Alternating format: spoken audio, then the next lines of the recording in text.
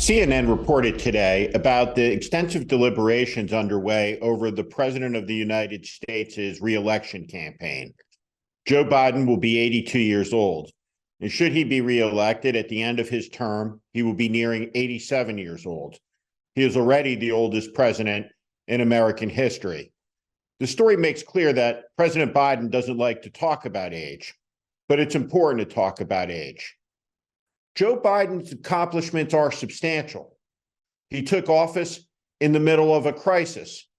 His presidency hasn't been perfect, but at the edge of disaster for America, he restored calm, he restored stability, and his infrastructure packages will architect 21st century America and will be viewed historically as significant as the Transcontinental Railroad and the Eisenhower infrastructure packages of the 1950s. They will be transformative for the country.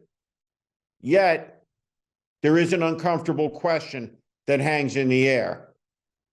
We are, in the end, all mortal. And 80 years old, by any objective measurement, is an elderly person. At 80 years old, medical science tells us people experience both physical and cognitive decline. President Biden offers as a reason that his candidacy should go forward is because the person he picked to be vice president, according to the anonymous White House sources that constantly degrade and diminish her, that the Vice President Kamala Harris isn't ready. Well, if she's not ready after 4 years, the fault of that is on the president. The world is at a hinge of history. Franklin Roosevelt talked about it late one night with Mackenzie King, the British Prime Minister. FDR was dreaming and architecting about the world that would follow the Second World War. Much of it came to pass. He talked about the UN Human Rights Declaration that his wife Eleanor would eventually write. He said that nothing lasts forever. He just wanted the peace and prosperity that would come from the American-led order after the war to endure for as long as everybody who was alive on the day the war was won was still alive.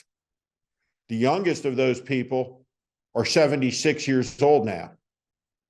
One of them is Joe Biden, who would be 82 years old on the day that he announces that he will be a candidate for president of the United States again. America is a young country, young in spirit, young in heart.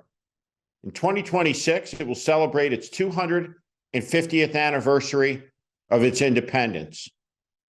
It is a remarkable story in the annals of human history, and the birth of America and the survival of its republic for 250 years is among humanity's greatest achievements. The baby boomer generation has ruled since 1992. Generational change in this country is essential. It is important. It is unhealthy for the United States of America to have a president nearing 87 years old in 2028. It would be the equivalent of Franklin Roosevelt serving in office in 1967. Joe Biden was elected to the United States Senate at the age of 29 in 1972. He was too young to take the oath of office. 1972, the Vietnam War raged. 1972 would be the year of the Watergate break-in. 1972 was a long time ago.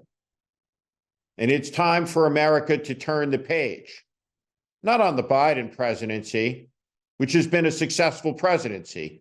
And should President Biden choose to serve one term, he will have the distinction of perhaps being the finest one-term president in America's history.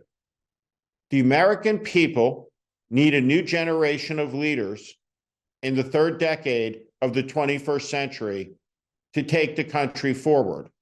No, not the type of generational change that Nikki Haley proposes, substituting one generation of liars for another generation of liars, one generation of seditionists for another generation of seditionists.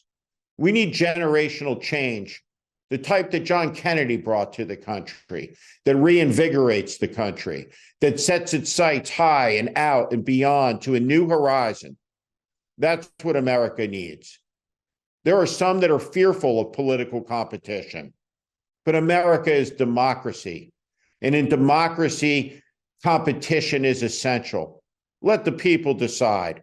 And from the people, let leaders emerge who seek to lead the great republic, that put their names forward, that stand tall and say, follow me, I have a vision, I'm ready to lead.